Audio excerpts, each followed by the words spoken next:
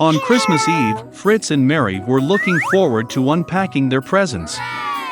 Suddenly, there was a knock at the door. It was their uncle with a bunch of gifts in his hands. The children were very happy to see him. Then they began to unpack the presents. Mary got fancy dolls, toy dishes, and a beautiful silk dress. Fritz also got what he wanted, a magnificent horse and a mouse king. Mary noticed that there was a soldier under the tree. It was the Nutcracker, designed to neatly crunch hard nuts. The girl really liked it. But Fritz said it was his gift and tried to take it from his sister. The children stretched the Nutcracker so far that they tore his arm off.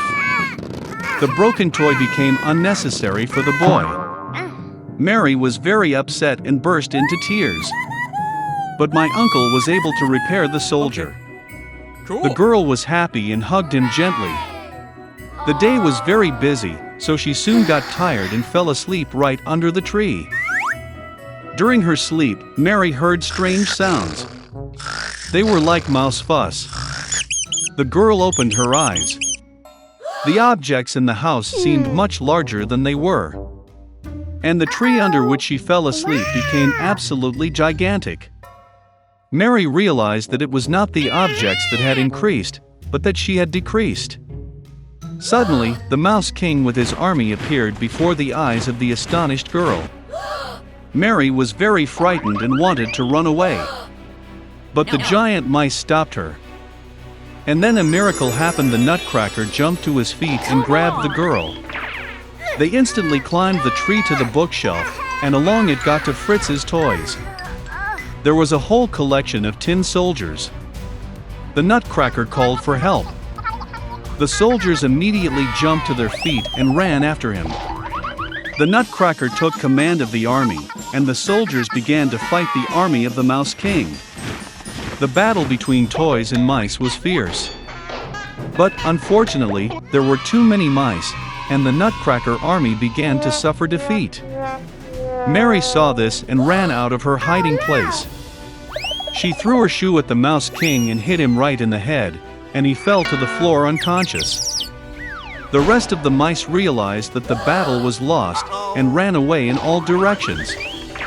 Mary ran to the Nutcracker, but he lay unconscious, as he was badly wounded by the Mouse King. The girl thought that he was dead, and began to cry bitterly. And suddenly, a beautiful fairy appeared behind Mary. She decided to help the girl. With a wave of her wand, she revived the Nutcracker. With a second wave of her wand, the fairy turned the soldier into a handsome prince. Mary and Nutcracker looked at each other with loving eyes, and could not take their eyes off. With a wave of her wand for the third time, the fairy took the couple in love to the kingdom of sweets. The trees there were made of candy, and the flowers were made of marmalade. It was a wonderful place. Mary closed her eyes for a second in pleasure. And suddenly, she heard the voice of her mother, who called her by name. Opening her eyes, the girl saw her mother, who looked at her in confusion. Mary also could not understand what was happening. The girl told about her wonderful journey, but her mother only smiled sweetly. Then Mary saw the pewter Nutcracker in her arms. And then she realized that she had slept under the tree all night, and everything that happened to her was just a vivid dream. A few years later, the nephew of their godfather came to visit Mary and Fritz. As soon as he entered the house, the girl almost fell to the floor in surprise. The boy looked like the Nutcracker as 2 drops of water. He also liked Mary at first sight. After some time, they got married, and lived no worse than in the magic kingdom of sweets. In a kingdom full of happiness and joy, the king and queen lived. They dreamed of only one thing, to have a child. When they had already lost all hope, their daughter was born. She was very sweet and beautiful. On this occasion, a great celebration was arranged, and many guests were invited to the palace, among whom were good sorceresses. They were given the warmest, most cordial welcome. But the king and queen made a big mistake. They forgot to invite another sorceress. She had not left her tower for many years, and everyone thought that she had died long ago.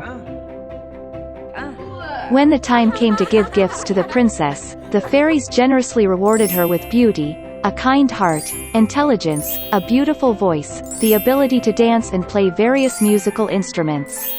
When the turn came to the last sorceress, an evil fairy, whom they forgot to invite to the holiday, unexpectedly entered the hall. Cutlery was immediately brought for her, but she felt that she was not received as respectfully as she should have. Pulling the goblet and plate away from her, she muttered a spell. The sorceress wished that on the day of her 16th birthday, the princess pricked her hand with a spindle, and from this she died. The queen wept bitterly at the wish of the evil sorceress, and the king ordered to seize the witch. But she had already disappeared with an ominous laugh. Fortunately, the last of the fairies has not yet had time to say her wish to the princess. She could not undo the spell, but promised that the girl would not die, but would only fall asleep deeply until she was awakened by the kiss of love. The king immediately ordered the destruction of all spindles in the kingdom. And then came the day of the princess's 16th birthday, the day that the evil fairy spoke about. The princess grew up to be a beautiful and kind girl. The king ordered 3 sorceresses to watch over her. Fairies guarded her like the apple of an eye. On this day, the king and queen locked the girl in a room to prevent a terrible event. But the princess did not want to be locked up. Suddenly, a door appeared in the wall of her room, which the girl had never seen. She heard strange sounds outside the door. Burning with curiosity, and not knowing what awaited her, the girl entered her. The door led into a dark room in which a woman was sitting with her back to the princess. She was spinning. The girl had never seen a spindle in her life. She became curious. The princess went to the spindle, touched it, pricked her finger and fell into a deep sleep. And that woman turned out to be an evil fairy who was very happy that her spell had come true. Now everyone called the princess Sleeping Beauty. Upon learning of the misfortune, the kind sorceress decided to put the king and queen and the whole kingdom to sleep until the girl awakens. Soon, such impenetrable thickets of trees and thorny bushes grew around the castle that no one could get through such a thicket. 100 years later, a handsome prince from another kingdom went hunting. Seeing from afar the towers of the abandoned castle, he remembered the old story about the Sleeping Beauty that his parents had told him. And the prince decided to get inside. He struggled to make his way through the impenetrable thickets of trees and thorny bushes. But in the end, the prince approached the gates of the abandoned castle. He walked around the entire castle, and looked into the throne room. There the prince saw the king and queen sleeping. Then, in one of the rooms, he noticed Sleeping Beauty. She was sleeping on a bed decorated with flowers. The prince went to the bed, looked at the beautiful princess, and felt love fill his heart. He could not restrain himself and kissed Sleeping Beauty. And at that moment, she opened her eyes and saw a handsome prince. The king and queen also woke up, as did the whole kingdom. They were overjoyed. And in honor of the bride and groom, the most beautiful wedding that the world has ever seen was arranged right there. Since then they have lived happily ever after.